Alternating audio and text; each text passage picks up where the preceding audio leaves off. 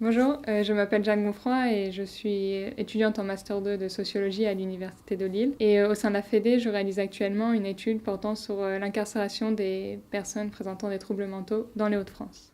En effet, une précédente étude portée par la Fédération en 2017 s'est intéressée à la santé mentale des personnes entrant en détention et elle a montré que à l'entrée en détention, il y a plus de personnes porteuses de troubles en proportion que dans la population générale. Et d'autres études ont également montré que ce phénomène était en augmentation. Donc l'objectif de mon travail était de mieux comprendre les raisons de cette surreprésentation. Pour cela, j'ai réalisé une étude en 3 temps. Dans un premier temps, j'ai réalisé une étude qualitative. Donc j'ai rencontré différents professionnels concernés par le sujet, 3 psychiatres, un magistrat, un sociologue, un directeur adjoint de prison. En fait, j'ai voulu comparer comment eux, ils expliquaient cette surreprésentation avec les explications données par la littérature scientifique que j'avais passée en revue. Donc pour la littérature scientifique, il y a plusieurs raisons, notamment c'est l'isolement et la précarité de ces populations, la réduction du nombre de lits en psychiatrie et le manque d'alternatives à proposer, ou également les différentes politiques pénales. Dans un deuxième temps, c'était une étude quantitative.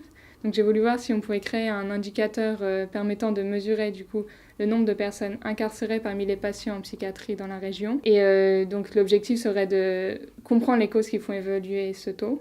Et donc pour cela, je souhaite utiliser le RIMP, qui est le recueil de l'activité psychiatrique des établissements de santé. La troisième partie de mon étude sera une enquête quantitative.